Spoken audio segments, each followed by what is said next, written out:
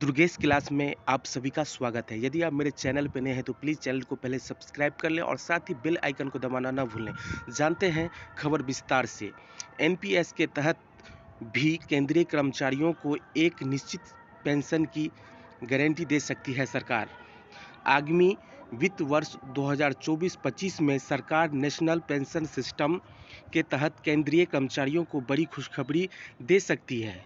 यह खुशखबरी एनपीएस में शामिल केंद्रीय कर्मचारियों को पेंशन की एक निश्चित गारंटी के रूप में हो सकती है। ओल्ड पेंशन स्कीम के तहत कर्मचारियों को आखिरी सैलरी की 50% राशि पेंशन के रूप में निर्धारित की जाती है और फिर महंगाई भत्ते के साथ ही उनकी पेंशन भी बढ़ सकती है।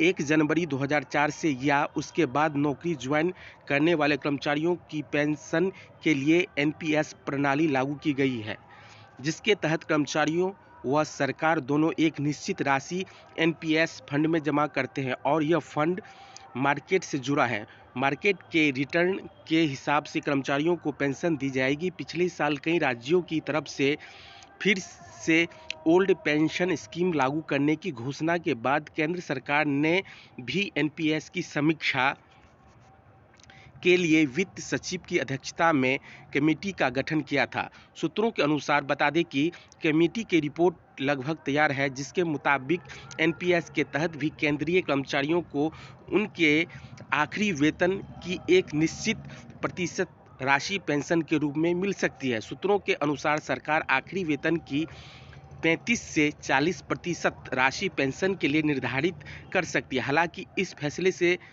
सरकार पर वित्तीय बोझ भी पड़ेगा, क्योंकि बहुत सारे ऐसे कर्मचारी होंगे जिनके एनपीएस फंड से आखिरी सैलरी की 35 या 40% जो भी निर्धारित होता है कि राशि पेंशन के रूप में देना संभव नहीं होगा। ऐसे में फंड से मिलने वाली राशि और न्यूनतम निर्धारित पेंशन राशि के बीच जो अंतर होगा, उसकी भरपाई सरकार अपने खजाने से करेगी।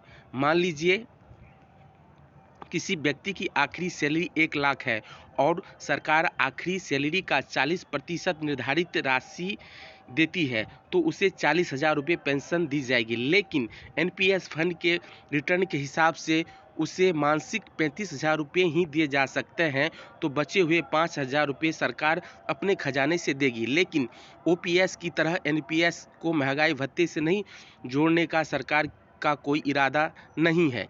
इससे सरकार को बहुत अधिक वित्तीय बोझ भी नहीं पड़ेगा। ओपीएस के तहत सरकारी कर्मचारियों को पूरी तरह से टैक्स पेयर्स के पैसे से पेंशन दी जाती है, क्योंकि इस पेंशन में उनका कोई आर्थिक योगदान नहीं होता। महंगाई भत्ता में बढ़ोतरी के साथ कर्मचारियों की पेंशन भी बढ़ती जाती है और इसके साथ ही सरकारी खजाने पर भी दबाव बढ़ता जाता है। सूत्रों के मुताबिक सरकार अप्रैल से आरंभ होने वाले नए वित्तीय वर्ष में वित्त सचिव की रिपोर्ट पर फैसला ले सकती है। फैसले से पहले विभिन्न एक्सपर्टों से विचार विमर्श भी किए जाएंगे और देखना होगा कि ये जो बीपीएससी नवनियुक्त शिक्षक हैं, जो एनपीएस के अंतर्गत आते हैं, तो राज्य सरकार उन्हें भी लाभान्वित करेंगे। तो ऐसी ही शिक्षा विभाग के अपडेट पाने के लिए मेरे चैनल को जरूर सब्सक्राइब करें और साथ ही बेल आइकन को दबाना ना भूलें। धन्यवाद।